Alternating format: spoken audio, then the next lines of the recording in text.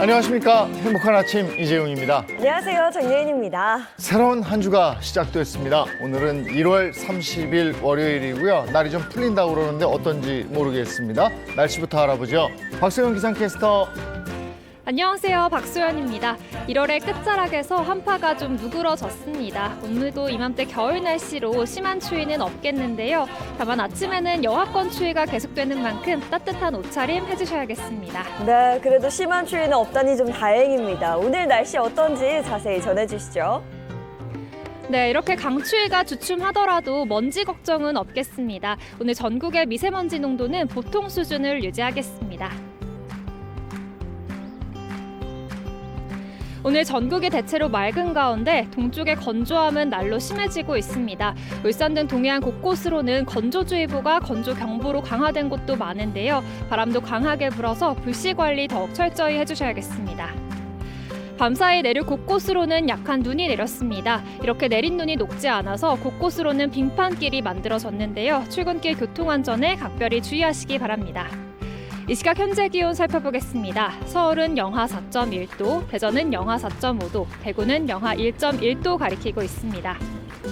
오늘 한낮 기온 살펴보겠습니다. 서울은 3도, 광주는 6도, 부산은 7도가 예상됩니다. 내일 오후에는 경기 북부와 강원에 비나 눈 소식이 있고요. 이후 맑은 날씨가 이어지겠습니다. 지금까지 날씨 전해드렸습니다.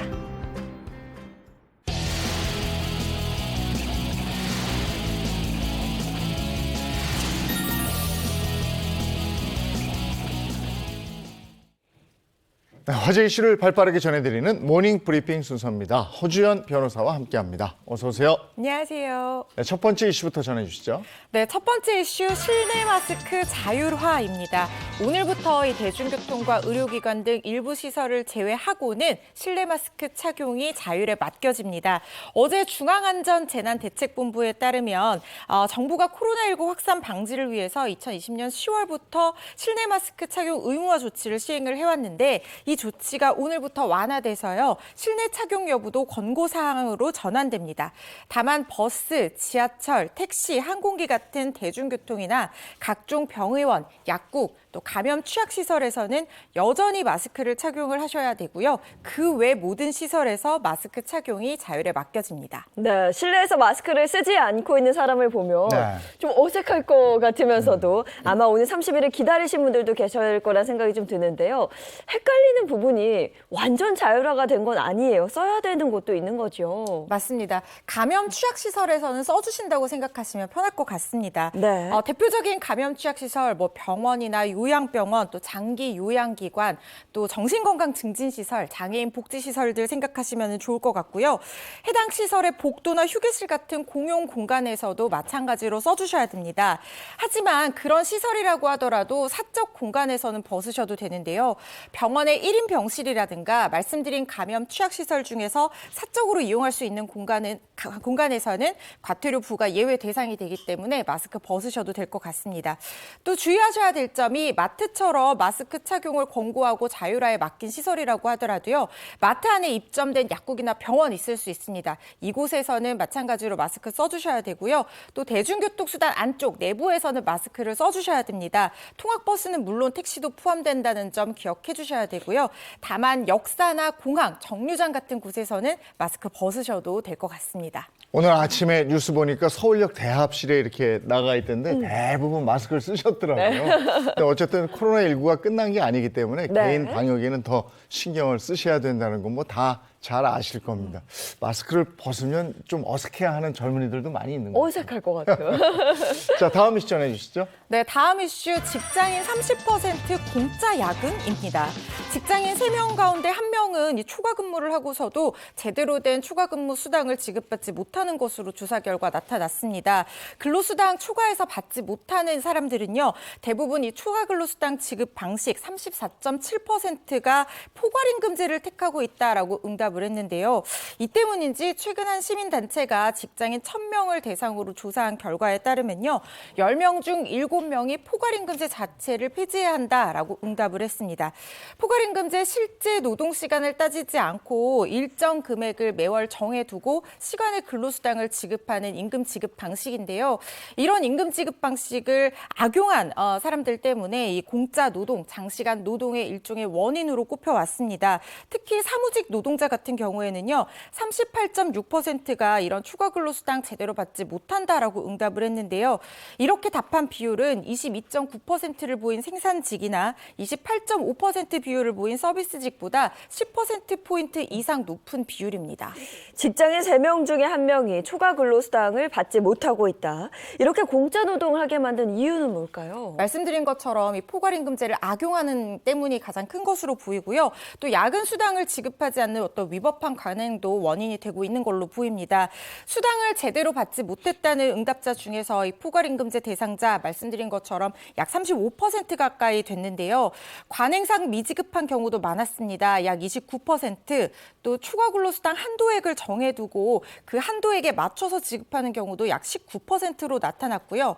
교통비와 식비 같은 실제 경비만 지급하는 경우가 13%로 뒤를 이었습니다.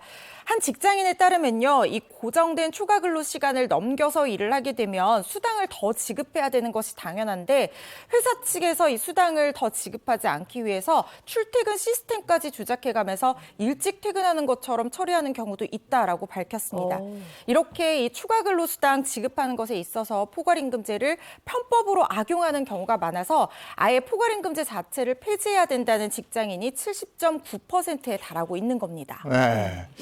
노동을 하면 대가를 주는 거는 기본 중에 기본인 거죠. 그런데 항상 나오는 얘기는 왜 이럽니까? 그럼 편법 또는 관행 이런 네. 얘기 많이 하는데 이런 거는 제도적으로 이제 좀 보완이 돼야 될 거죠. 이제 점점 그렇게 돼 가고 있겠죠.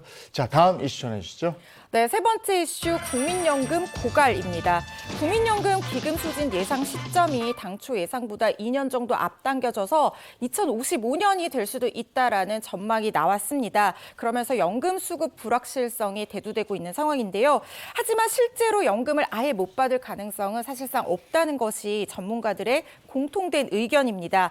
어제 보건복지부의 제5차 국민연금 재정축의 시산 결과를 보면요. 국민연금이 현행 제도를 유지할 경우에 2041년부터 수지 적자가 발생을 하게 되고요. 2055년 기금이 소진될 것으로 예상이 됩니다.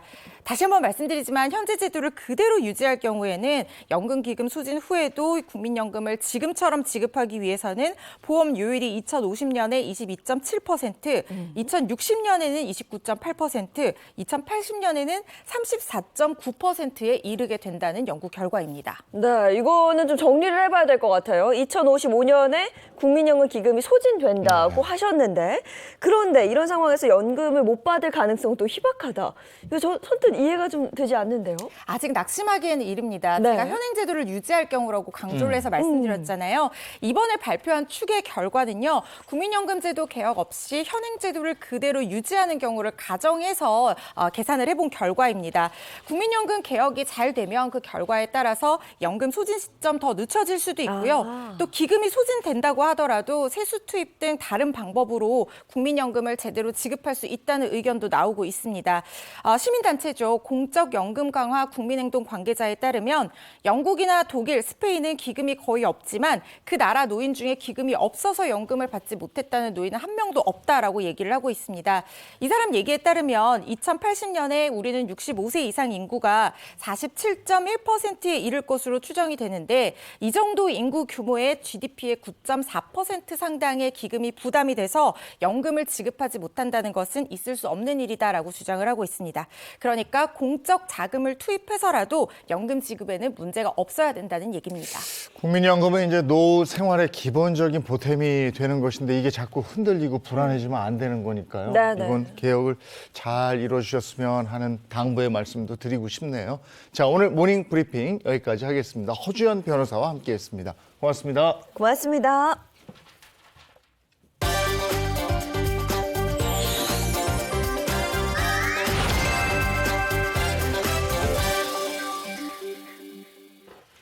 네, 이번에 자동차 관련 얘기 나누겠습니다. 방송인 박수림 씨 그리고 이민준 기자입니다. 어서 오세요. 안녕하세요. 네, 반갑습니다. 네, 오늘 뭐부터 갈까요? 어떤 주제부터 갈까요? 네, 오늘은 일단 신차 소식부터 준비를 했습니다. 좋아요. 이 연초가 되면 자동차 기업들 이 신차 소식 또 올해 주목해야 할 차들 발표하곤 하죠. 네. 올해는 운전자들의 구매 욕구를 굉장히 자극할 다양한 차들이 출시를 준비하고 있습니다. 특히 올해는 전기차와 이 SUV 차량이 쏟아질 예정인데요. 그래서 준비한 주제 2023년 우리를 뜨겁게 할 올해 신차들입니다. 야, 새 차. 네. 좋죠, 제 차. 제 차는 좋아요. 저는 제 차 16년 동안 타고 있는데 새 차에 대한 기대감이 있습니다. 어떤 차가 있나요? 어떤 차들이 있을까요? 예. 뭐 네. 새차나 뭐 신차, 예. 신상 늘 설레는데. 네. 그렇죠. 일단은 먼저 독일의 자동차 A사가 그 출시한 대형 SUV 모델 S 모델이 곧 국내 출시를 앞두고 있다고 합니다. 이 S 모델은 대형 SUV Q 모델의 고성능 버전인데요. 네. 4리터 V8 가솔린 터보 엔진이 들어가서 최고 출력 435마력을 발휘하고요. 정치 상태에서 시속 100km까지 4.1초 만에 가속된다고 합니다. 빠르다. 이 또 최대 토크는 91.8이고요. 네. 토크가 높은 이 디젤 엔진의 특징을 더 강화했다고 합니다. 이 업계에 따르면 올해 상반기에 출시될 예정이라고 합니다. 예, 주행 성능이 아주 강력한데 SUV 원래 취지에 맞게 이제 야외 활동에 또 적합해야 될 거 아니겠어요? 네. 그 몸집이 우람한데요. 그러니까요. 뭐 차박이나 캠핑 좋아하시는 분들 워낙 네. 많으셔서 그래서 그런지 그 SUV의 인기는 식을 줄 모르는 것 같습니다. 그렇죠. SUV 선호하시는 분들 예인 씨 저도요. 반가운 소식 네. 갖고 왔어요. 자, SUV의 시조격이죠. J사에서 낸 첫 순수 전기차이자 소형 SUV A 모델이 국내에 상륙할 예정입니다. 자, A 모델에는요, 54kW 용량의 배터리와 2세대 전기 모터가 얹어졌습니다. 100kW급 고속 충전을 지원해서 배터리 20%에서 80%까지 충전하는데 24분 소요됩니다. 1회 완충할 때는 약 400km를 주행할 수 있습니다. 자, 유럽에서는 A 모델의 가솔린 버전이 출시됐는데 올해 국내에는 순수 전기 버전이 나올 예정이라고 합니다. 네, 올해는 정말 다양한 수입차가 국내에 상륙할 것으로 보이는데요. 국내 완성차 시장의 소식은 어떤가요? 네, 국내에도 신차 소식이 있습니다. 이 소형 SUV 시장을 달굴 차인데요. 네. 5년 만에 확 바뀐 H사의 K 모델입니다. 지난 18일 동대문 디자인 프라자에서 세계 최초로 이 K 모델이 공개됐는데 2017년과는 다른 모습이었습니다. 이 먼저 디자인을 보시면 바로 눈에 띄는 게 일자로 쫙 뻗는 그 맞아, 수평형 발광 바이오드 램프인데 일명 심리스 호라이즌 램프를 적용했고요. 길게 매끈하게 빠진 이 LED가 입체감 있는 이 전면부 상단과 조화를 이루고 있습니다. 또 이번 K 모델 같은 경우는 전기차 모델을 먼저 디자인을 하고 그 후에 내연기관 모델로 다듬으면서 이 새로운 방식으로 디자인한 건데요. 이 기존의 디자인을 이어받으면서도 미래지향적인 디자인을 구현하기 위해서였다고 합니다. 일반적인 신차 디자인은 그 내연기관 모델을 기본으로 하는데 이번에는 정반대로 했다는 거네요. 그러니까 생긴 모습이 미래에서 온 자동차 같아요. 네. 그리고 아주 독창적이고 그런데 그 왜 저 수평 램프라고 그랬나요? 이렇게 된 거. 그 해외에서는 일자 눈썹 이렇게 불린다면서요? 네, 맞습니다. 이 일명 일자 눈썹이라고 불리는 이 수평 램프는 사실 앞서 그 신형 세단인 G 모델에도 동일하게 적용이 됐는데요. 예쁘다. 최근 H사가 밀고 있는 대표적인 디자인 콘셉트입니다. 네. 흔히 미등으로 알려진 이 포지셔닝 램프에 주간 주행 등이 단절감 없이 하나로 연결된 것이 특징이고요. 이렇게 디자인된 이유는 이제 과거 내연기관과 그 앞으로 나올 이 자율주행차 시대를 끊김없이 연결된 자동차라는 이미지를 주기 위해서입니다. 이 자동차 업계는 흔히 이 브랜드 정체성을 표현하는 이 시그니처 디자인을 많이 추구하는데요. 이 앞으로 H사의 이 일자 눈썹이 어떤 식으로 차에 적용될지 보시면 굉장히 즐거울 것 같습니다. 스리랑 부부가 생각나는 일자 눈썹. 일자 눈썹. 저도 일자 눈썹인데 앞으로 이 일자 눈썹 램프를 찾아보는 재미도 좀 있을 것 같습니다. 근데 저 외부 디자인뿐이 아니고 실내 공간에도 변화가 많다면서요? 그렇죠. 실내 공간도 대폭 개선이 됐습니다. 화물 공간 용량이 기존 그 모델 대비 약 30% 이상 증대된 동급 최고 수준의 723리터입니다. 여기에 2열 시트배에 풀 폴딩 기능이 적용돼서 차박이나 캠핑 등에서 활용하기 참 좋습니다. 또한 기존 모델 대비 각각 145mm, 60mm 늘어난 전장과 휠 베이스가 넉넉한 내부 공간을 제공할 거라고 합니다. 네, 소형 SUV라고 해도 공간을 굉장히 넉넉하게 활용할 수 있을 것 같아요. 그렇죠. 또 기존 소형 SUV에서 보기 힘든 그런 편의 사양도 대거 탑재가 됐습니다. 차량을 항상 최신 사양으로 유지할 수 있는 그런 무선 소프트웨어 업데이트와 차세대 인포테인먼트 시스템 그리고 카페이와 연동해서 별도의 카드 없이도 결제가 가능한 이 하이패스 기능 등을 동급 최초로 적용을 했습니다. 현재 그 소형 SUV 시장은요. H사의 형제 기업인 K사의 모델이 선두를 점하고 있습니다. 향후 K 모델이 소형 SUV 시장의 판도를 깨는 룰 브레이커로서 운전자들에게 만족감을 선사할 수 있을지 눈여겨보셔도 좋을 것 같습니다. 네, 소형 SUV 시장의 판도가 바뀔지 한번 봐야 되겠고 이번 출시되는 차는 언제쯤 만나볼 수 있습니까? 네, 다행히 일찍 만나보실 수 있을 것 같습니다. 설 연휴 이후부터 내연기관 모델의 출고가 시작되고요. 또 하이브리드 모델 같은 경우는 인증이 끝나고 나면 고객들에게 인도가 될 것으로 보입니다. 특히 이 K 모델의 전기차 버전 같은 경우는요. 3월 달에 상세 상품에 대한 정보가 나올 거고요. 또 2023년 서울 모빌리티 쇼에서도 전시가 될 예정입니다. 2분기에 출시될 것으로 보이니까요. 올해 4월에서 6월쯤에 실물로 만나보실 수 곧 있으니까 만나겠네. 기대하시는 봄에 분들은 만나. 이때 관심 있게 참고하시면 좋을 것 같습니다. 네, 그런가 하면 새로운 대형 SUV도 출시를 앞두고 있죠. 네, 그렇습니다. 죄송합니다. 그렇습니다. 대형 SUV 모델을 굉장히 좋아하시는 운전자분들이라면 굉장히 설레게 할 소식입니다. 바로 네. 이 국내 K사의 대형 SUV 두 번째 전용 전기차 K2 모델입니다. 지난 7월이죠. 제가 직접 다녀온 부산 국제모터쇼에서 최초로 콘셉트카가 공개가 됐는데요. 네. 현재 현장에서 분위기도 굉장히 좋았거든요. 또 오. 올해 상반기에 출시하는 이 모델 같은 경우는 전기차 전용 플랫폼인 eGMP 기반으로 한 대형 전동화 SUV인데요. 3열의 7인승이라는 큰 덩치에도 불구하고 1회 충전 시 주행 가능 거리가 500km 안팎의 성능을 보인다고 합니다. 네, 콘셉트카 공개 이후에 이 차 기다리시는 분들 주변에 굉장히 많았거든요. 드디어 상반기 출시를 앞두고 있네요. 네, 이건 국내뿐이 아니고 해외에서도 관심이 높다고 들었거든요. 네, 그렇습니다. 이 모델 같은 경우는 영국의 저명한 자동차상인 2023 왓카 어워즈에서 독자들이 뽑은 가장 기대되는 차에 선정됐습니다. 이 상 같은 경우는 이제 오직 독자들이 뽑은 상이다 보니까요. 그만큼 이 가장 기대되는 차 멋있다. 부문에 올랐다는 것 자체가 이 모델이 이제 글로벌 자동차 시장에서 일반 고객들의 기대를 한 몸으로 받고 있다는 긍정적인 신호로 보입니다. 이 역대급 크기의 상품성 또 디자인까지 대형 SUV를 선호하는 소비자들의 마음을 흔들 넓어 것으로 보이는데? 보입니다. 또 이처럼 올해는 이제 완성차 업계에 신차들이 대거 나올 예정이니까요. 고객들은 아무래도 즐거운 고민에 빠질 것으로 보입니다. 네, 멋진 차들이 많이 나오는군요. 네. 기대가 됩니다. 어떤 지각 변동을 또 자동차 업계에 가져올지 그 부분도 또 지켜봐야 되겠고요. 오늘 자동차 관절 얘기 여기까지 하고요. 이번에는 우리 주변에서 일어나는 사건, 사고를 법의 관점으로 풀어보겠습니다. 그 법이 알고 싶다.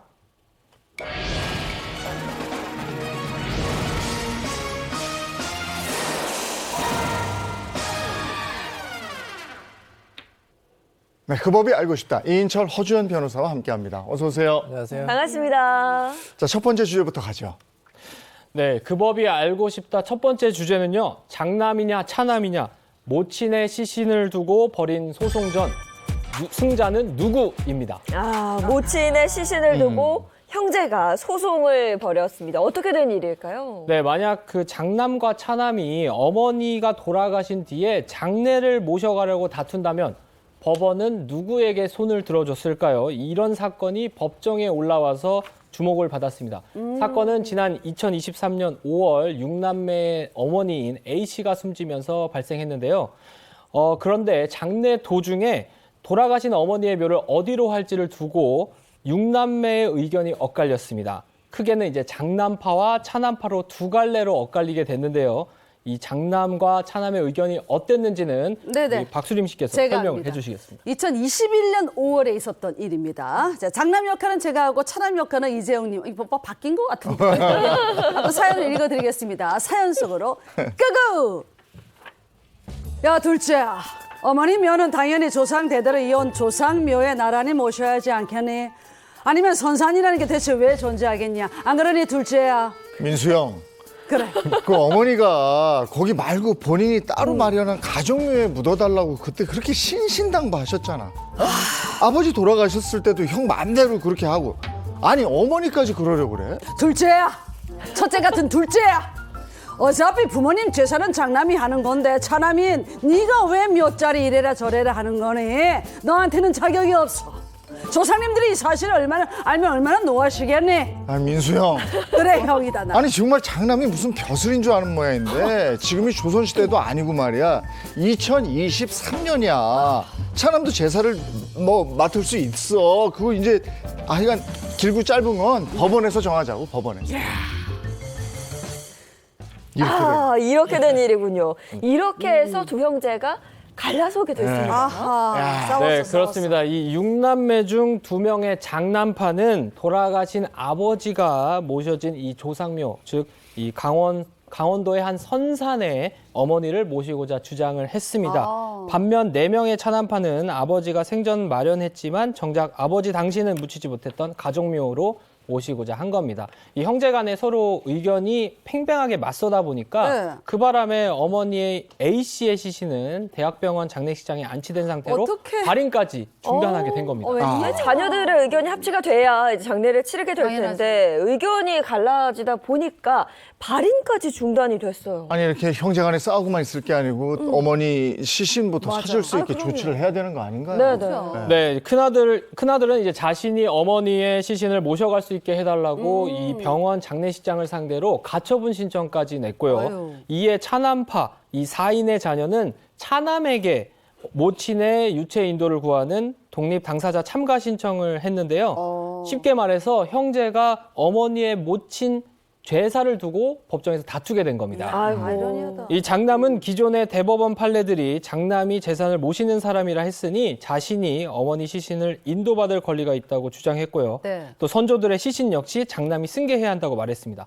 반면 차남은 어머니가 살아계실 때 본인이 더 친밀한 관계를 유지했고 또 자신이 어머니의 제사를 모셔야 된다고 맞섰습니다. 사실 실제로 모친과 생전에 장남과 불화가 있었다는 증거가 재판 과정에서 나오기도 했습니다. 보통 일반적으로는 제사 안 가져가겠다고 싸우잖아요. 그러게. 근데 어머니 제사를 서로 가져가겠다고 장남하고 차남하고 지금 파이팅 된 거예요?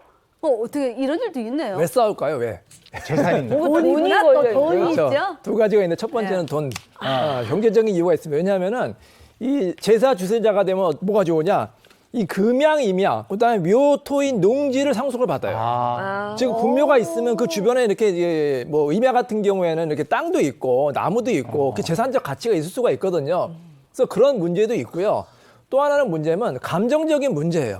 서로 사이가 안 좋은 경우가 있었어요. 옛날에 이런 사건이 있었는데 이제 그 남편이 이제 재혼을 했어요. 재혼해가지고 자녀를 낳았거든요. 네. 근데 거기서 이제 돌아가시게 된 거예요. 그러니까 전처 자녀들과 재혼한 그 사이에 난 자녀들과 서로 이제 불화가 있어가지고 누가 이제 고인의 그 시신을 유고를 소유를 할 것이냐 그거 가지고 이제 재판까지 간 경우도 있었습니다.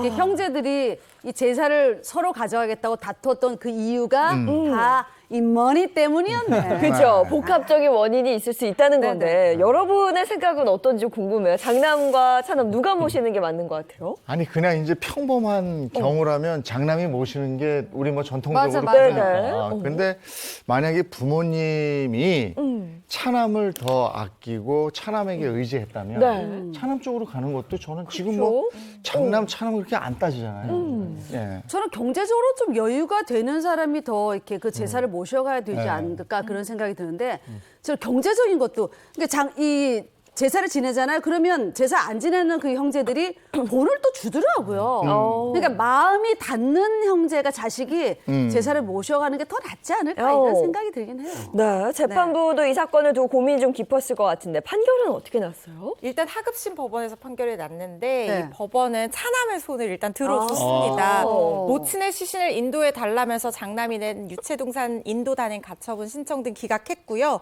차남한테 시신을 인도하라 이렇게 결정이 난 건데 이 사건은 장남이 아닌 차남이나 다른 형제 자매들도 이 제사 주재자로 부모 시신을 모셔갈 권리가 있다라고 이릉 판단한 것이기 때문에 굉장히 좀 의의가 있다 이렇게 볼 수 있겠습니다. 그 장남이 제사를 못 지내게 될 경우에는 차남에게 양도하는 경우가 있잖아요. 근데 장남이 있어. 근데 어떻게 차남에게 그게 제사권이 갔죠? 이유가? 네, 이 재판부가 이렇게 네. 판단한 이유는 세 가지입니다. 일단 첫 번째는요, 먼저 어머니가 차남과 굉장히 친밀한 관계를 유지했고요. 아하. 장남과는 불화가 있었던 것이 매우 중요한 역시나. 요점으로 봤습니다. 실제로 어머니가 장남을 뺀 나머지 자녀들에게 자산을 상속했다는 주장이 재판 과정에서도 나오기도 했습니다. 또 두 번째는 고인이 조상묘 즉 선산에 묻히는 걸 반대하면서 사망한 남편 시신 역시 가족묘로 이장하기를 바랬다는 점이고요. 마지막으로는 과거 장남이 상의 없이 이제 고인의 남편이죠, 즉 아버지를 조상묘에 매장을 했는데 이에 대해서 그 엄마인 A 씨가 장남을 원망했다는 점도 그런 게 판결 있었구나. 원인으로 봤습니다. 네, 고인이 생전에 자녀 중 누구와 친분 관계가 있었는지 그리고 당시에 고인의 생각은 어땠는지가 또 굉장히 그렇죠. 중요한 판단 요인이 됐네요. 장남이 아닌 차남을 선택한 이번 판결에 주목해야 되는 이유가 있을까요? 이번 판결은 이제 1심 판결이거든요. 네. 근데 이게 굉장히 이제 획기적인 판결인 게 뭐냐면 비슷한 경우 2008년에 대법원에서 그것도 전원합의체 판결에서 다른 판결을 내렸기 때문이에요. 그때 판결은 어떻게 됐냐면은 이 특별한 사정이 없는 한 고인의 장남이나 장손자가 이제 제사 주재자가 되고 네. 아들이 있으면 또 아들이 되고 아들이 없으면 이제 그때 장녀가 제사의 주재자를 맡는다 이렇게 대법원 전원합의체 판결이 났거든요. 대법원 전원합의체 판결이라는 건 뭐냐면 일반적으로는 대법관 3명이 이제 판결 내리는데 이거는 정말 중요한 사건이니까 우리가 이제 판례를 내려야겠다고 해서 전원이 모여가지고 판결 내린 거예요. 그러니까 그게 어떻게 보면 일종의 이제 법이나 마찬가지거든요. 우리 실무에서는. 근데 이제 이번에 이제 1심 법원에서는 그 판결과 다른 취지의 판결을 내렸기 때문에 굉장히 이제 획기적인 판결인데 이번에 그 재판부에 놓은 거는 그거예요. 이제 벌써 14년이나 지났고 사실 가족 관계는 워낙 복잡하잖아요. 그리고 저도 장남이긴 하지만 장남이라고 다 효자는 아니거든요. 차남이도 효자가 될 수도 있고 뭐 딸이 효녀가 될 수도 있고 그래서 이제 워낙 특수성이 있으니까 가족마다 좀 특별하게 판단해야 된다 이렇게 이제 결정한 것 같습니다. 고인이 생전에 원하던 그 가족장을 모실 수 있게 되긴 했는데 네. 고인이 생전에 원하던 그 장례 방식이 그 재판부 결정에 반영이 되지 않았을까 하는 생각이 들어요. 뭐 굉장히 중요한 참고가 됐을 것 같기는 한데요. 네네. 그렇다고 하더라도 반드시 참고해야 된다거나 뭐 법적 의무라거나 이렇게 보지는 않습니다. 고인이 생전에 원하던 장지라든가 추모 봉양의 방식이 있다는 것이 도의적으로는 당연히 존중이 돼야 되겠지만 이걸 후손들한테 법률적 의무로 강제할 수는 없다는 것이 우리 법원 입장인데요. 이게 물론 고인의 의사도 굉장히 중요하지만 이걸 무시한다는 취지가 아니고요. 어쨌든 추모 봉양하고 계속 모시고 추모하고 이런 주체는 돌아가신 분이 아니라 남아있는 후손들이잖아요. 그러면 이걸 계속 지속 가능하게 할 수 있고 또 사정이 여의치 않는 경우들도 있을 수 있는데 바로 후손들의 입장이나 이런 것에 방점을 둬서 계속해서 누구보다도 잘 모실 수 있도록 하기 위한 어떤 운신의 폭을 넓혀주기 위한 취지라고 보면 좋을 것 같습니다. 이게 법적 의무로 강제가 돼버리면 이렇게 하고 싶어도 못하는 경우에는 법적인 의무 위반이 될 수 있잖아요. 네. 그래서 그런 부분 취지에서 이렇게 우리 법원에서 판단한다고 보시면 좋을 것 같은데 차남이 제사를 모실 수 있게 한 이번 하급심 판례 아직까지 대법원 결정이 나왔다, 판단이 나왔다도 상태는 아니에요. 그래서 법조계에서도 이게 만약에 대법원까지 갈 수 있을지 그리고 판단이 어떻게 될지 굉장히 주목을 받고 있는데요. 사실은 전통 어떤 가계 계승의 장자 계승 원칙의 전통에 주목할 것이냐 아니면은 달라진 시대상을 반영할 것이냐 이거에 대해서 달라질 수 있거든요. 근데 우리 법원의 판단도 법적 안정성이 중요하지만 반성적 고려에 의해서 법령이 개폐된다든가 여러 가지 상황에 따라서 전원합의체 판결로 달라진다든가 이런 것들이 있을 수 있어요. 그래서 대법원까지 가면 어떻게 될지 저도 굉장히 궁금한 그러네요. 사건입니다. 그러게 그동안에는 우리 그 사회 통념상 네. 아직까지는 장자 우선이었거든요. 그렇죠. 맞아요. 근데 그런 분위기가 사회적 분위기가 좀 바뀌어가고 있다 이런 생각이 들어요. 네, 달라지고 있다는 걸 좀 느낄 수 있는데 그 전에 이제 보통은 장남이 없으면 장손자, 또 아들이 없으면 장녀가 제사를 책임져 왔잖아요. 언제부터 이게 시작돼서 이어져 온 걸까요? 네, 도대체 언제부터 장자가 제사를 승계했는지 네. 그 관습이 언제 생겼는지 제가 좀 알아봤는데요. 대략 500년 전인 조선 중기 때부터 이 정착된 것으로 보입니다. 이 실제 우리 법원의 판결문에서도 장자의 제사 승계 관습은 조상 숭배를 통한 북의 혈족 중심의 가계 계승에 그 뿌리를 두고 있다. 좀 긴데요. 이렇게 설명을 했습니다. 이 조선 초기에 유교적 예절을 체계화한 주자 가래와 그 집안의 사당을 두고 제사를 지내는 가묘제가 도입이 됐는데 주선 중기로 넘어가면서 이 제사 승계인을 적장자로 두는 것이 정착화되면서 일종의 관습처럼 만들어지게 된 겁니다. 근데 이러한 한국적 가부장제 같은 경우는 아무래도 수백 년 동안 관습처럼 이어져 온 거다 보니까 이 법률적 변화가 사실 좀 더딘 것도 있습니다. 그런데 우리 법원이 요즘은 그래도 조금은 차별을 좀 폐지하고요. 양성평등 방향으로 변화된 판결을 내놓고 있다고 합니다. 500년이나 된 그런 관습이 이제 변화를 보인 거예요. 근데 이렇게 오랫동안 이어진 전통이 최근 들어서 법적으로 이렇게 바뀌게 된 그런 게 또 있을까요? 여러분 호적이라고 들어보셨죠? 네. 그렇죠. 지금도 호적이 있는 줄 아는 분 계시는데 호적이 없어졌습니다. 호주가 없어졌어요. 요즘 호주라고 들어보셨죠? 네. 가부장제의 중심이 이제 호주제가 없어요. 그때도 반대가 굉장히 심했거든요. 네. 근데도 이제 없어졌고요. 이제 가족관계 증명서가 이제 다 바뀌었습니다. 자, 그다음에 또 이제 그 종중원은 아들만 종중원이 됐잖아요. 남자만. 근데 이제 어떤 그 여성분들이 딸들도 종중원에 가입해달라 소송까지 갔거든요. 대법원에서 딸들도 종중원이 된다고 판결 내렸어요. 굉장히 이제 이게 딸들의 반란이라고 해서 굉장히 이제 뜨거운 그런 판결이었거든요. 이렇게 이제 사실 시대가 바뀌면 네. 저는 관습도 바뀌어야 되고 법도 바뀌어야 된다고 생각이 됩니다. 네, 뭐 시간은 조금 걸릴 겁니다. 시간이 걸리더라도 우리 법원의 변화를 좀 지켜보면 좋을 것 같네요. 네. 이번 판결에 주목하고 이례적이라고 얘기하는 것이 지금 500년 됐네요. 아유, 오래됐어. 그러니까 500년 동안 우리에게 익숙했던 장자 세습 이런 것들이 이제 네. 차남으로도 가는 그런 모습을 또 시대적 변화에 따라서 보게 되는군요. 자, 다음 주제로 넘어가죠. 네, 그 법이 알고 싶다. 두 번째 주제는 제 소개로 결혼한 친구가 300만 원 달래요입니다. 네?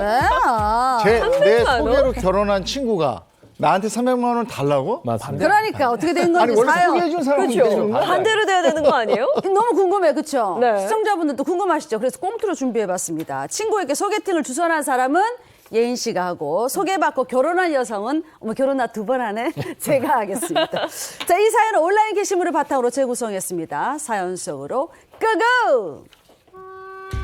중매는 잘하면 술이 석잔, 못하면 뺨이 석대라더니 제가 바로 그 꼴이었습니다. 친한 친구에게 소개팅을 주선해줬는데 그 남자랑 결혼까지 꼴이 나더군요. 그때까지만 해도 친구가 저에게 얼마나 고마워했는지 모릅니다. 예인아, 너 아니었으면 우리 재용 씨 어떻게 만났겠니? 고마워. 너밖에 없어. 뭘. 재용 씨 내가 직장 동료로 자주 봤거든. 사람이 너무 괜찮더라고. 아주 천생연분이야, 천생연분. 그래서 말인데 답내로 자그마한 명품 가방 준비했어. 아주 쬐끔해. 쬐끔한데 290만 원이나 하더라. 아무튼 네 덕분에 결혼하니까 앞으로 재용 씨랑 알콩달콩 100년 해로 할게. 잘 살아. 어? 그렇게 100년회를 하겠다던 친구. 하지만 결혼한 지 100일도 되지 않아 친구는 남편과 싸우고 이혼을 하고 말았습니다. 아, 그런데 말입니다. 그 이혼한 친구가 이혼한 건 친구인데 그 불똥이 갑자기 저한테 튀는 게 아니겠어요? 장계인! 네 죄를 네가 알렸다! 아니 무슨 말이야. 나한테 무슨 죄가 있다 그래? 야, 너 때문에 나 이혼녀 됐어. 어? 너만 아니었으면 내 인생에서 이재용이라는 사람 만나지도 않았을 거야. 이재용! 아우, 정말 지긋지긋해. 아유, 언제는 남편 없으면 못 살겠다더니 누가 자기 보고 결혼하라고. 야, 다 틀리거든. 들렸어? 아무튼 긴 말하지 말고 내가 예전에 준 명품 가방 있지?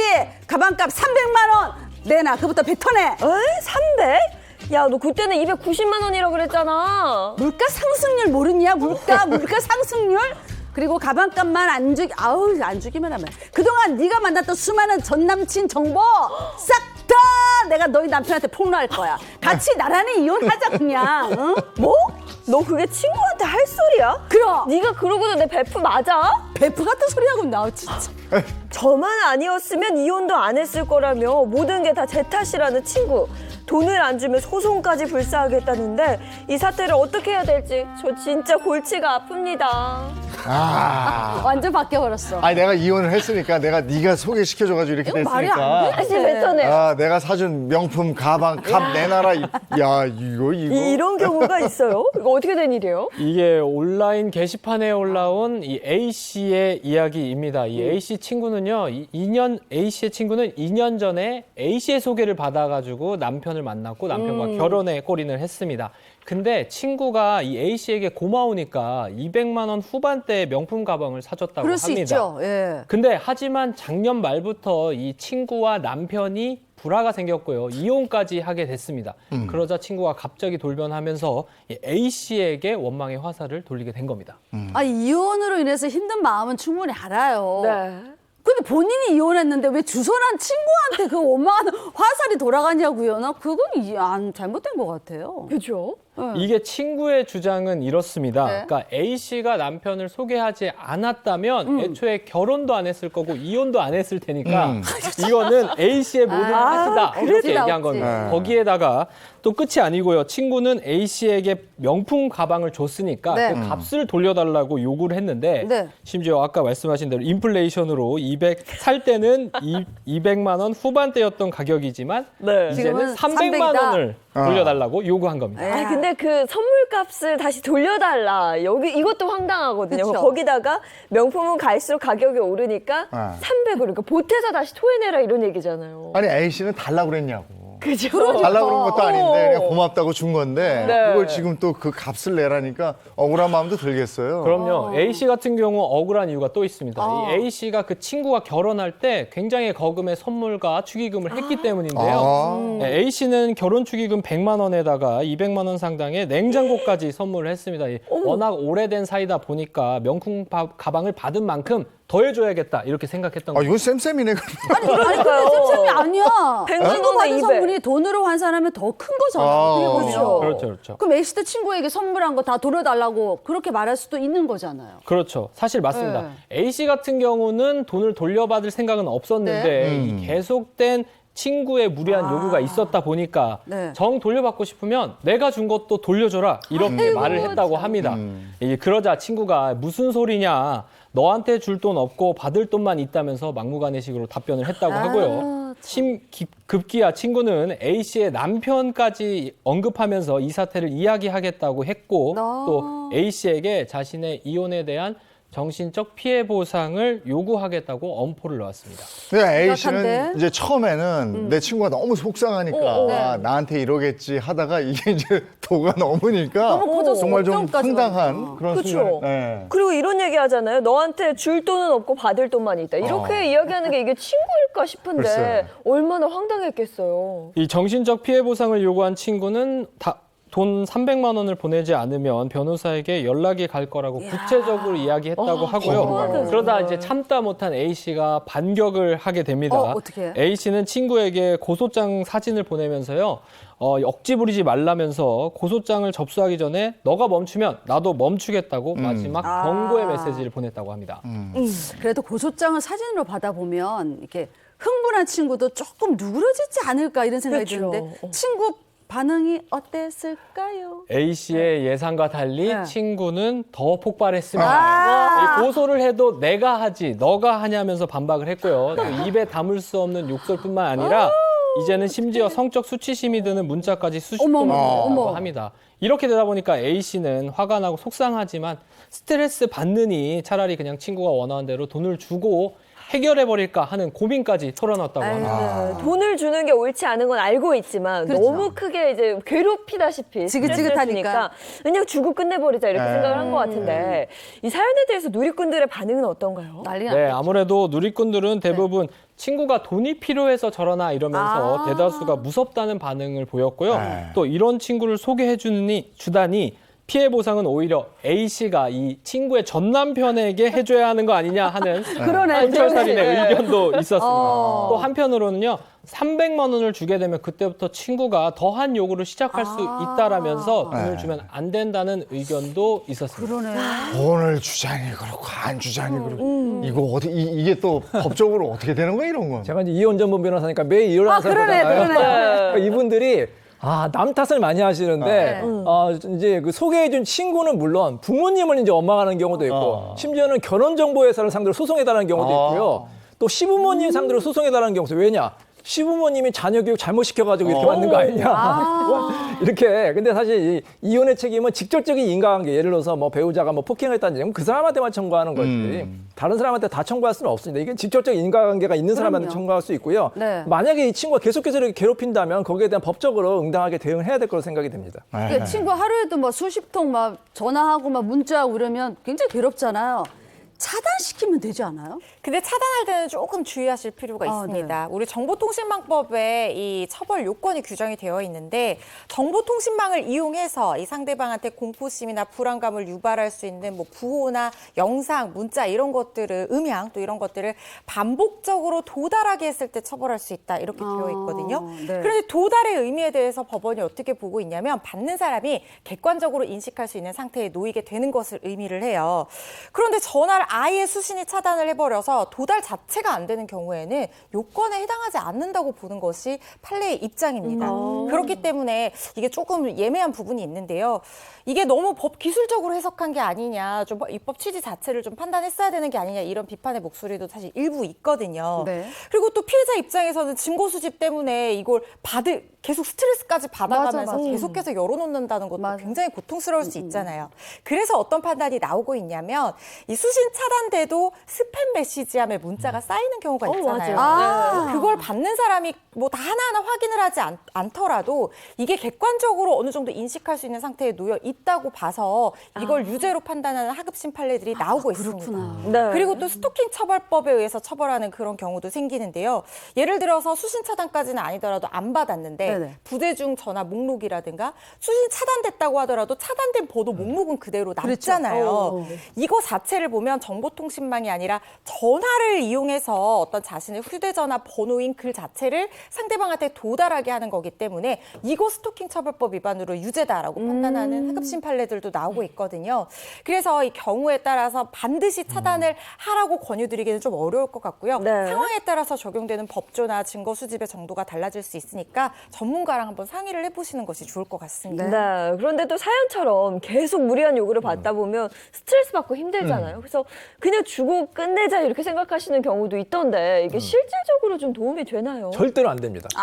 일단 내가 주면 그 친구가 더 받을 수 있나 봐. 계속해서 무리한 요구를 할 수 있기 때문에 우리가 사회생활하면서 어떤 상대방이 무리한 요구를 하면 절대로 이제 응하시면 안 되고 어떻게 하면 되느냐? 법적으로 대응하시면 돼요. 이렇게 뭐 상대방이 무리한 요구를 하거나 뭐 협박하면 협박죄가 되고 돈을 요구하면 공갈죄가 돼가지고 구속도 시킬 수가 있거든요. 이렇게 반드시 법적으로 강력하게 대처하시기 바랍니다. 알겠습니다. 오늘 그 법이 알고 싶다 여기까지 하겠습니다. 고맙습니다. 고맙습니다.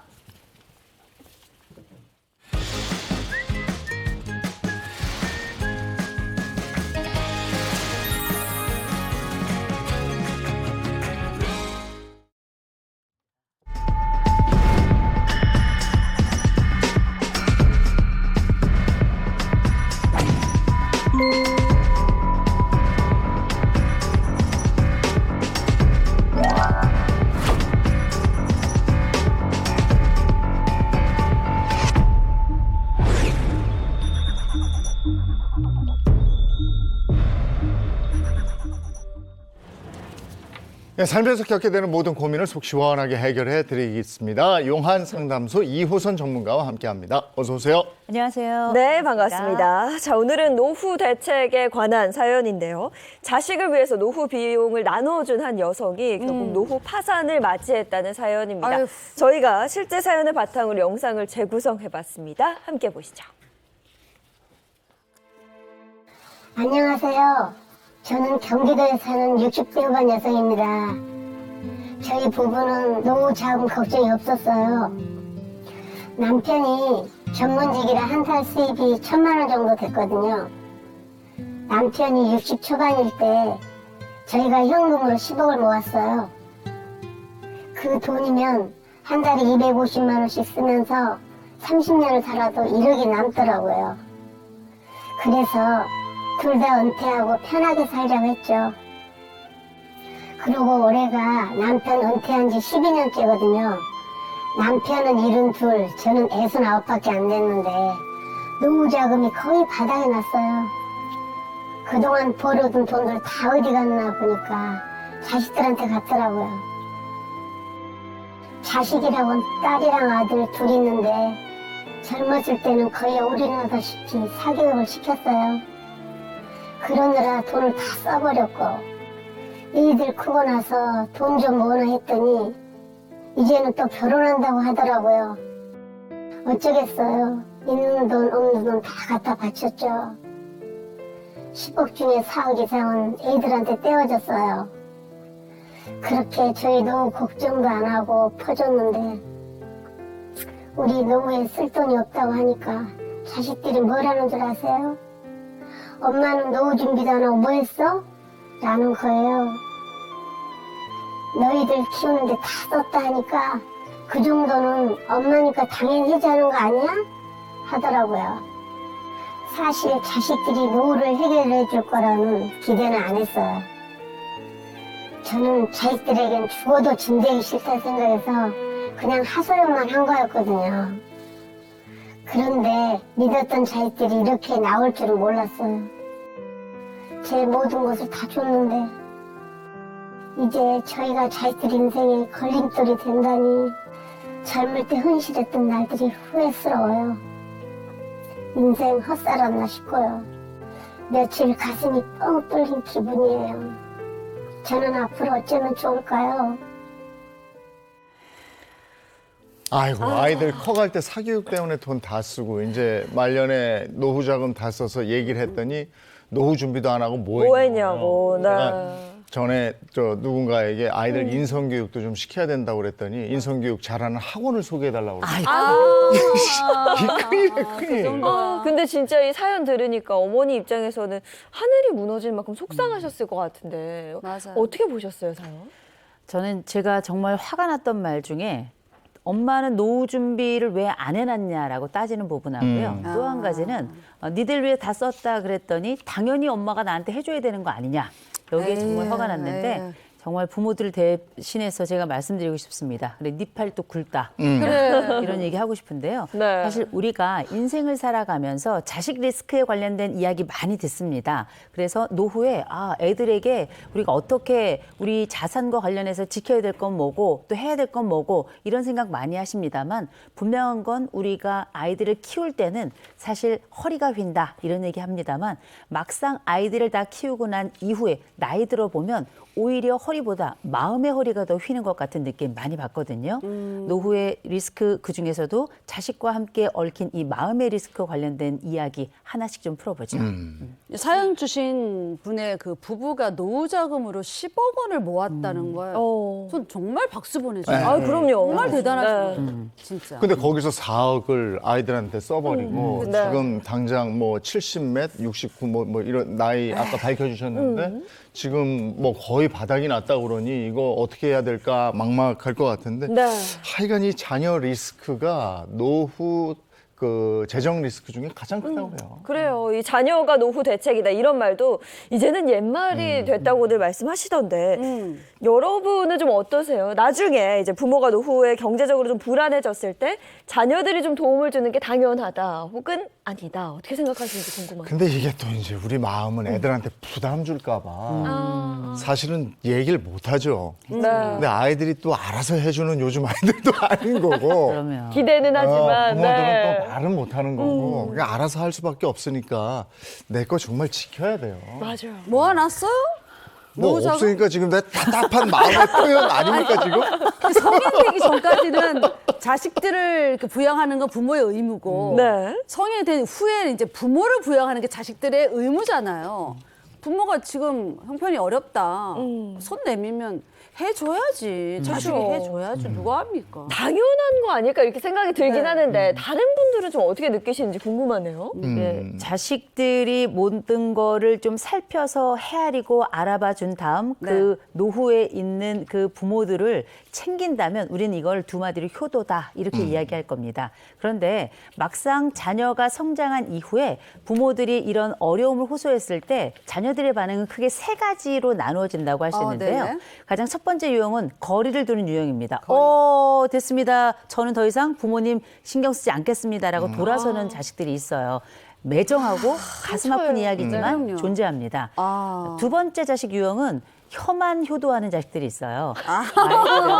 맞아. 입으로는 굉장히 걱정을 해주지만 사실은 아무런 조치도 취하지 않기 때문에 아유. 이런 자녀들은 사실 부모 입장에서는 우리가 왜 그 트롯 중에 기다리다 지쳤어요 땡벌 뭐 이런 게 있잖아요. 뭔가 쳤어요 땡벌. 그렇죠. 네. 그 마음을 그렇게 써준다는 건 그다음 액션이 나올 거라고 생각하는데 실제로는 그렇지 않는 경우들이 두 번째 유형인 거고 세 번째 유형은 말 그대로 부모가 헤아리는 만큼 또 부모를 생각해서 사전에 움직이거나 알고 난 다음에 바로 액션을 취하는 이런 적극적인 유형도 있는데 중요한 건 이 세 유형에 따라서 부모 마음이 흔들흔들 한다는 거예요. 거리를 두는 유형의 자녀들을 가지고 있는 경우는 내가 말년에 이 아이들에게 이런 대접 받으려고 이렇게 열심히 살았다는 생각, 이 배신감에 또 거절감에 이 답답함에 걱정에 많은 감정들이 오갈 거고요. 두 번째 있었던 이 동시에 고맙다고 말하지만 네네네. 도움을 실제 주지 않는 자식에 대해서는 계속 기다리다가 나중에 이 마음이 한꺼번에 확 풀려버리는 느낌이 들어서 나중에 오는 좌절이 굉장히 큰 유형입니다. 마지막 세 번째 아예 도움을 안 준다 그러면 그때부터는 상심 정도가 아니라 분노가 일게 되는 거죠. 그래서 자녀들이 가지고 있는 거리, 뭐 여러 상황, 여러 도움의 적극적 요소 이런 요소들이 있지만 가장 중요한 건 자녀들이 아니라 그런 자녀들을 두었을 때 우리는 무엇을 할 것인가가 가장 중요하겠죠. 저 아는 분도 애가 하필이면 공부를 잘해버려가지고요. 하필이면. 너무 공부를 잘하니까 대치동을 돌린 거야. 그러다가 고등학교부터는 그 명문 사립이라고 미국에 보낸 돈이 한두 푼 듭니까? 많이 들죠. 월급 생활자였었는데 아이고. 그거 다 들었죠. 근데 이제 애가 잘 됐어. 네. 근데 외국에서 계속 공부를 했잖아요. 네. 외국 사고 방식이 어머니 아버지 살고 나 살고 딱 이거예요. 넌 너고 난 나다. 근데 요즘에 이거예요. 힘든데 말도 못하고 그러거든. 이런 경우가 있어요. 하필이면 공부를 잘해버려가지고. 필름 공부 잘했네요. 다행이다 우리 자. 애들은. 헌신한 자녀의 배신 울고 싶어요. 어떻게 할까요? 첫 번째. 남은 돈은 무조건 지켜라. 그럼요. 이거 굉장히 중요합니다. 아무튼 10억 준비하느라 얼마나 애썼어요? 얼마나 힘썼습니까? 정말 잘하신 일이에요. 그게 잘못한 일은 아닌데 어쨌든 이러저러 사정을 통해서 지금은 꽤 많은 부분의 돈이 나간 상태고요. 남은 여분의 돈이 많지 않은 상태인데 있는 돈, 남은 돈이라도 일단은 좀 지키셔야 됩니다. 이게 이 변수 중에 특별히 50에서 80 사이에 있는 분들 최대 변수가 역시 자녀다 이런 얘기들을 많이 하는데 네. 사실상 제일 중요하게 우리가 관심 있게 봐야 될 자녀의 이름을 제가 좀 말씀드리겠습니다. 이 자녀의 이름이 호탐이에요.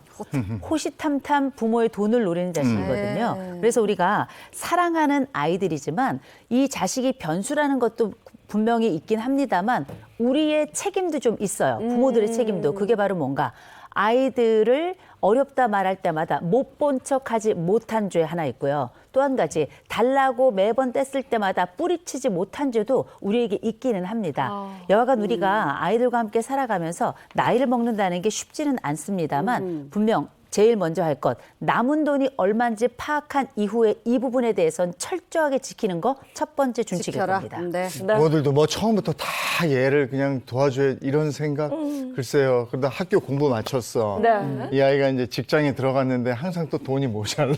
그러다가 결혼할 때 또 남보란 듯이 또 뻑적지근하게 해주고 싶고 또 집 살 때 보태주고 싶고 네. 그러다 보면 내 돈이 없어졌거든요. 그렇죠. 근데 자녀들 입장에서는 처음부터 받았잖아요. 학교, 직장, 결혼까지. 그러니까 계속 뭔가 더 바라고 그러는 것 같아요. 당연히 받는 줄 알지. 네. 그게 흔히 우리가 다른 사람하고 금전 거래를 할 때 계속 수혜를 베풀기만 하면 이를테면 우리가 이런 말을 쓰죠. 우리 호의를 권리로 한다. 이런 얘기를 하는데 이게 남과 관련해서는 이런 얘기를 할 수 있지만 자식들과 관계가 이렇게 되면 우리가 이 얘기를 그냥 쉽게 꺼내기는 좀 어렵습니다. 다만 분명한 건 우리가 자식들하고의 관계에서 마치 엄마 돈 줘 그럼 그냥 나오고 엄마 돈 줘 그냥 맞아, 나오고 맞아. 아이고. 마치 버튼을 누르면 그냥 자판기야. 뭔가가 계속 나오는 자판기처럼 근데 자판기는 돈이라도 넣잖아요. 그런데 사실 아무것도 하지 않은 상태에서 부모에게 수혜를 받기만 한 자녀들에게선 마치 부모는 언제든 내어줄 수 있는 숨겨둔 재산이 있을 거라는 상상을 하게 해요. 맞아요. 이거 굉장히 중요한 부분인데 사실 우리가 그렇지 않잖아요. 그러나 어쨌든 지금 상황은 이러하니 지금부터 명심하시기 바랍니다. 지금부터는 10원 한 장도 지켜야 돼요. 10원 한 장부터 시작해야지 마음이 느슨해져서는 앞으로 남은 돈마저 지키지 못할 가능성이 굉장히 높은데 네. 이건 자식이 나빠서라기보다 우리가 이걸 지킬 힘을 단단히 갖지 않고 이걸 수월하게 생각했던 면도 있는 거거든요. 그래서 어차피 이런 얘기가 나온 김에 잘 됐습니다. 돈 없다는 거 공식화됐잖아요. 그러네. 그러면 앞으로 이 자녀들이 엄마 나 이러니 돈 줘, 아버지 나 이러니 돈 좀 주십시오라는 이야기를 아마 지금부터는 하지 않게 될 거예요. 지금부터는 관리만 남아 있습니다. 참. 근데 없을 때 관리 들어가면 일단 저쪽에서 저 아이들이 무시하거든. 슬프다. 눈치채고. 아무리 부모라도 부모가 능력이 없어져 버리면 맞아요. 아이들은 이렇게 밑으로 보는 거거든요. 그러면 진짜 안 지켜야 돼요. 네. 자, 다음 거. 부모의 공로를 남김없이 말해줘라. 예. 전 이거 굉장히 중요하다고 생각을 하는데요.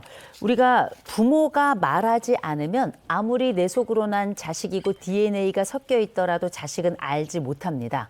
반드시 그 귀에 들려야 되고요. 반드시 그 눈에 보여야 되고요. 반드시 접촉을 통해서 그게 어떤 감각인지 찬지 더운지를 알게끔 해주는 것. 그것도 굉장히 중요한 교육의 일환이다라고 저는 생각을 하는데 이를테면 이걸 했음에도 불구하고 자녀들이 나를 나 몰라 한다? 이건 우리가 한자로 배은망덕이라고 하거나 적반하장처럼 느껴질 수 있습니다. 그런데 제가 아까 잠깐 말씀드렸죠. 우리가 그냥 아무 말 없이 애들에게 주기만 한 건 부모가 잘못한 부분도 있어요. 네. 그럼에도 불구하고 우리가 교육을 하고 성장을 위해서 여러 환경에 노출시킨다는 얘기 뭐냐면 딱 그 사람이 전적으로 얘기하지 않더라도 상상을 통해서 그가 한번 되어보고 그의 환경까지 읽는 힘, 곧 공감 능력을 향상시키는 과정이 교육 영역 안에도 들어가는 거거든요. 그래서 우리가 자녀들이 기왕이면 대충이라도 알아줬으면 좋겠는 마음이 있지만 원래 인간이 가지고 있는 특성상 사람에 대한 공감력이 있으면 엄마라면 어땠을까? 아버지는 어떨까? 이런 한 번쯤 생각은 해볼 수 있는 거거든요. 근데 그것도 안 된다 싶은 자녀들이 있으면 그때부터는 솔직하고 분명하고 자명하게 알려주고 얘기해 줄 필요가 있다는 거예요. 그래서 우리가 지금 제가 드릴 말씀 중에 이 단어는 꼭 이 문장 꼭 기억하셨으면 좋겠는데요. 돌아오지 않는 사랑보다 무서운 건 돌아보지 않는 사랑이거든요. 요청했는데도 불구하고 돌아보지 않는다면 이건 심각한 문제가 돼요. 그 전에 먼저 자세하고 꼼꼼하게 아이들에게 상황을 알리는 것부터 시작해보죠. 저도 이 말이 공감하는 게 제 지인은 어머니가 암 수술을 크게 하셨어요. 근데 그 전에 뭐 전조 증상 있으셨어. 아프신데도 자식들 걱정한다고 말을 안 하신 거야. 그럼 나중에 병을 키우신 거 아니에요. 알고 좀 있게끔 뭔가를 그때그때 말씀을 해주시는 게 부모님들 그게 더 현명하다 저는 생각하거든요. 자식의 입장에서. 네. 모르는 게 너무 많다니까요. 나중에 부모님들이 보면. 그러신다고요. 네. 아이들 걱정할까봐 그냥 그래, 걱정할까 혼자만 봐. 전전긍긍하다가 그게 일이 커지는 경우가 더 많고요. 가족 간의 대화에서 제일 문제가 내 마음 몰라? 말 안 해도 우린 아는 사이잖아. 아니야. 말 안 하는데 몰라. 말을 해야 알거든요. 그거를 오랜 생활, 부부 생활을 통해서 터득하셨을 텐데 네. 그럼에도 불구하고 자식에겐 이게 참 안 통하죠. 그러나 지금도 늦지 않았습니다. 아이들에게 말씀하셨으면 좋겠어요. 나의 숨은 공로와 지금까지의 노력이 어떤 것이었는지 그래서 지금은 안타깝지만 이런 상황이 되었다라고 얘기를 치사하지만 해야 될 것 같고요. 이럴 때 우리가 먼저 내 스스로에 대해서 인정해야 될 게 있어요. 첫째, 부모도 감정의 동물이라는 거. 네. 그리고 이런 얘기를 들었을 때 섭섭하다는 거. 그리고 이걸 섭섭함에 대해서 부모도 자녀들에게 말할 수 있다라는 거 먼저 기억하셔야 될 것 같습니다. 그러면 어떤 얘기를 어떤 방식으로 해야 될 것인가? 제일 먼저 하셔야 될 건 뭐냐? 네가 했던 그 말이 나한텐 많이 섭섭했다. 그렇게 엄마는 왜 안 했는가? 노후 준비를 안 했는가? 당연히 해줘야 되는 거 아닌가? 이 말이 나는 깜짝 놀랐다라는 얘기를 좀 하셔야 될 것 같고요. 두 번째, 그 돈이 어떤 방식으로 지출됐는지도 얘기해야 될 것 같아요.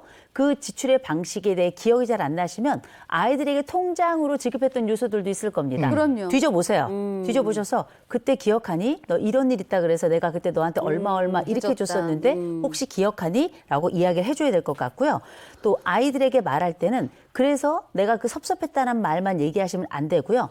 이렇게 지급하고 내가 이렇게 섭섭한 얘기를 들었는데 이럴 땐 내 마음이 무너지는 것 같기도 하지만 오히려 이때 너는 나에게 고맙다고 말해줘야 될 것 같아 라고 어떤 방식으로 얘기를 했으면 좋겠는지 내가 어떤 얘기를 듣고 싶은지에 대해서도 명확하게 얘기를 해주시는 게 나이 들어도 해야 될 부모의 교육이라고 저는 생각합니다. 네, 근데 그 말을 꺼내기가 딱 정말 힘들 것 같아요. 내가 정말 치사하게 애들한테 이것까지 말해야 될까? 그렇게 고민하는 순간이 분명 올 거거든요. 맞아요. 치사한 걸로 따지면 그 자식들이 더 치사한 거 아닙니까? 생각해 보세요. 그만큼 키웠고 그만큼 애썼고 나이 들어가는 부모를 성인이 되어서 보면서 이런 얘기를 부모 입에서 나오게끔 한다는 것도 굉장히 안타까운 일이에요. 맞아요. 그러면 우리가 이 설명을 듣고서 자녀의 관계가 어때질까 생각을 해보시는데 상식이 있는 자녀들이라면 한 번쯤 부모의 사정과 부모의 그 심정에 대해서 얘기를 들으면 부모에 대한 상황과 이 부모의 말에 대한 여러 생각들이 많아질 수밖에 없는 거거든요. 그런데 할 수 있다면 지금부터 말만 전달하지 마시고요. 자녀들에게 받을 수 있는 것도 좀 받으셨으면 좋겠어요. 우리가 화수분이 아니라 정해진 금액으로 앞으로 더 긴 노후를 살아가야 된다면 자녀들에게 그게 생활비가 됐건 아니면 용돈이 됐건 그 받기만 했던 자녀들은 단돈 5만 원도 부모에게 준 적이 없을 거예요. 생일 선물한 적 있을 겁니다. 근데 생일이 생활은 아니에요. 그러면 정기적으로 성인이 된 자녀들에게 내가 이렇게 사실 어려운 점이 있고 지금 남아있는 노후가 조금 걱정이 되니까 네가 나한테 용돈 혹은 생활비로 얼마 정도씩 줬으면 좋겠다라고 한 번쯤 요청을 하셨으면 좋겠습니다. 그러네. 치사해요. 그러나 정기적으로 뭔가 자식들이 제공할 여지를 주는 건 효도의 방법을 알려주는 것이기도 하거든요. 그래서 그게 뭐 예를 들어서 우리가 5만 원 얘기하기 좀 그렇지만 예를 들어서 5만 원 얘기했어요. 5만 원이라도 좀 보내줄래? 어떤 자식들은 5만 원을 어떻게 보내요? 아유 창피하고 그거 어디다 쓰게요? 아유 엄마 뭘 5만 원이야? 그리고 아예 안 보내는 자식이 있거든요. 이런 자식들하고는 거리 두세요. 화도 한번 내시기 바랍니다. 5만 원 내는 자식은 네. 50만 원도 낼 수 있는 자식이에요. 그래. 5만 원 안 내는 자식은 5천 원도 안 쓰겠다는 겁니다. 그렇죠. 이 부분에 대해서는 강력하게 반응하셔야 된다고 봅니다. 그리고 또 자녀 리스크 중에 혼사 리스크가 있어요. 제 친구들 이제 네, 그런 네. 나이가 됐으니까 아이들 결혼시키면서 이게 주변 시선 때문에 또 이렇게 또 호텔 그렇죠. 그리고 남자 아이들은 또 집도 어느 지역에 뭐 그렇죠. 전세 뭐 어떻게 네. 해주 뭐 이런 것 때문에요. 기둥뿌리 하나 뽑았어 뭐 이런 얘기 많이 하는데 이런 체면 문화도 노후를 어렵게 하는데 굉장히 큰 역할을 하는 것 같아요. 내 자식이 남들보다 뒤처지는 게 싫거든요. 또 부족하게 느껴지는 게 싫거든요. 그러니까 차 한번 사줘. 안 되겠다. 집 사줘. 막 호화식하게끔 해줘. 나중에 남는 건 없거든요. 왜 결혼할 때 그렇게 자식들한테 이렇게 해주나 모르겠어요. 근데 거기에는 네. 사실 부모의 체면도 한몫합니다. 자식들이 해달라는 대로 해주는 것도 있지만 네. 부모도 그래도 내가 그래도 자식 결혼시키면서 이렇게 보여주고 왜냐하면 대부분의 손님은 내 손님이에요. 부모 손님이 많습니다. 네. 그래서 내 성취를 한 번쯤 보여주고 싶은 우리 집안의 큰 행사에 우리가 어떤 식으로 살아가는지를 보여주고 싶은 것도 있고요. 또 한 가지 내가 그렇게 큰 잔치를 벌이는 이유는 자식이 그만큼 내세울만 하고 볼만한 것들을 보여준다는 거라 자식의 성취 이퀄 내 성취라고 하는 걸 보여주는 거 이게 바로 흔히 말하는 부모 투사라고 하는 건데요. 이런 부모 투사의 과정이 나타나는 거고 무엇보다 자식이 적은 세상에 자식이 얼마나 예쁘고 사랑스럽고 공을 많이 들였습니까? 그래서 그 자식에게도 너에게 최선의 것을 다해주고 싶다는 걸 자식에게까지도 보여주는 건데 중요한 건 뭐냐? 너무 과하다는 거죠. 내 능력 대비. 맞아. 이게 네. 중요한 거죠. 자, 세 번째 솔루션을 보겠습니다. 네. 세 번째. 노후 10년 단위로 재설계하라. 재설계야. 이거 굉장히 중요한데요. 이제 노후가 죽지 않는 사회에서 굉장히 중요한 이슈가 됐습니다. 옛날에 60이면 잔치 한번 크게 받으시고 이제 가실 준비가 됐습니다라고 하는 환갑잔치가 옛날엔 그런 의미였었는데 맞아요. 지금은 환갑잔치 하나요? 환갑잔치 하면 요새 어르신들이 그런다면서요. 요즘은 애들도 잔치하냐고. 그럴 정도로 다들 오랫동안 살아가시는 해이기 때문에 네. 이런 세상 속에는 당연히 60부터 시작해서 10년 단위로 노후 준비를 좀 하실 필요가 있습니다. 그 얘기는 뭐냐? 60에서 70될 때의 지출의 내용이 다르고요. 70에서 80세 때의 상황이 달라지고 80이 넘어간 이후의 환경은 완전히 또 다르기 때문인데 이를테면 우리가 60에서 70세 됐을 때 네. 노후 준비를 하죠. 아까 우리 사회자 같은 경우는 10억 엄청난 돈을 준비했는데 여기에 4억이라는 돈이 들어갔어요. 네. 애들 결혼 비용 뭐 이런 걸로. 이건 원래 노후 비용에서 빠져야 되는 거예요. 이건 별도의 비용으로 자녀 비용으로 따로 두고 나와 내 배우자와의 노후 비용으로만 따로 책정한 비용이 있어야 되는 건데 이 부분에 대한 책정이 사실 잘못된 거거든요. 근데 여하간 우리가 60에서 70 정도 됐을 때 그 사이 아이들의 독립이라든지 아이들의 이런 결혼이라든지 이런 것들이 많이 잡혀 있기 때문에 이때의 예산을 제대로 잡지 않으면 노후 자금에 엄청난 타격이 오게 되는 거죠. 이 사례자분이 좀 안타까운 게 노후 자금 안에 아이들 결혼시킬 돈이랑 독립자금이 포함돼 있었어요. 네. 거기서부터 문제가 좀 시작됐던 것 같습니다. 근데 사례자 부부가 은퇴한 지 12년 됐어요. 부인은 60대 후반이고 남편분 70대란 말이에요. 네. 네. 그럼 이런 분들한테는 어떤 걸 기준으로 노후를 설계를 해야 될 것 같아요? 우리가 모든 노후 비용은 절대값을 항상 만들어 놔야 되는데요. 그중에 변수로 리스크들을 감안해야 되는 겁니다. 이를테면 60대에는 아까 자녀들의 독립이나 출가가 있었죠. 70대의 가장 큰 변수는 자녀들의 사업과 손주 리스크가 있고 건강 리스크가 있어요. 네. 이 세 가지가 움직이는데 이를테면 사업 리스크, 사업한다고 돈 빼달라고 하는 건 역시 부모의 노후연금, 노후 자금에서 빼달라는 건데 거절하셔야 되고요. 두 번째, 손주 리스크, 손주 이쁘다고 손주 비싼 학원 비용 계속 대시는 분들 계시거든요. 계세요. 네. 여유 있는 분들은 그렇게 하세요. 하실 수 있다면. 그러나 내가 여유가 없다 한다면 나중에 손주에게 줄 용돈조차 없어질 겁니다. 그거 기억하셔야 될 거고 마지막 세 번째가 건강 리스크예요. 보통 요새는 많이들 건강하셔서 60대에는 대부분 청년처럼 지내십니다. 중년처럼 지내시고요. 네. 그런데 70 딱 넘어가면 그때부터 의료 수가가 확 높아지게 되는데 요 시점을 위해서 내 실비보험은 어떤가 한 번쯤 또 점검해 보셔야 될 것 같고요. 요 때를 위해서 나도 알지 못하게 발생한 여러 수술 비용이라든지 이런 것들을 따로 예적금을 통해서 관리를 해놓으시는 게 이 노후 준비를 할 때 건강 리스크에 대한 철저한 준비 그 시작점일 겁니다. 80대에도 돈 나갈 일이 꽤 있어요. 그렇죠. 병원이며 뭐. 그러면 이거 재정 전문가의 도움을 좀 받는 것도 필요할까요?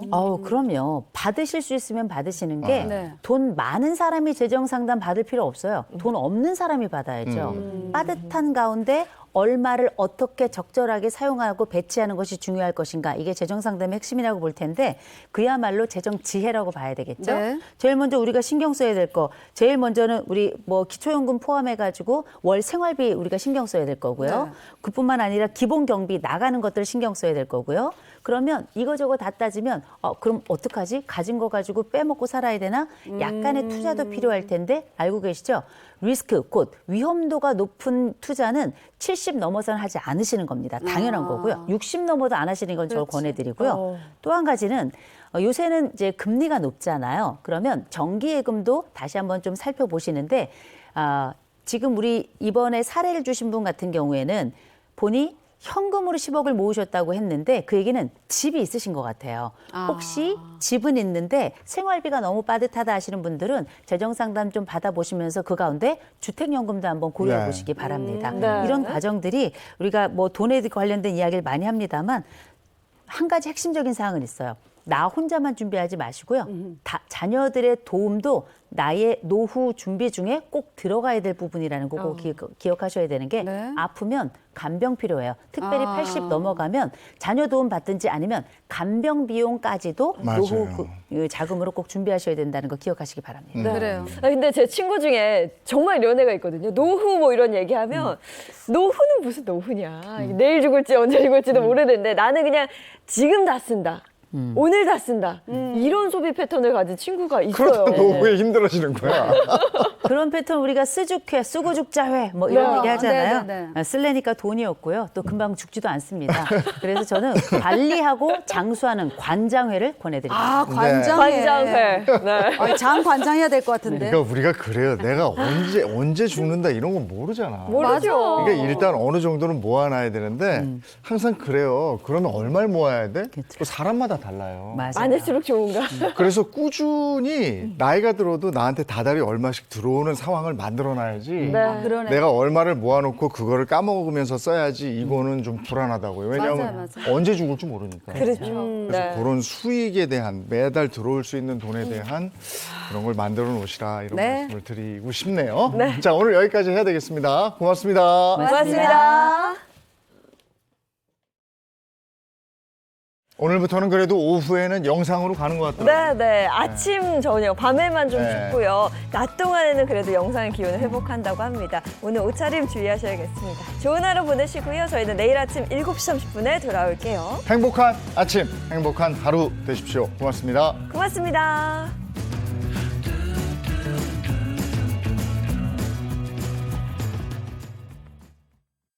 채널 A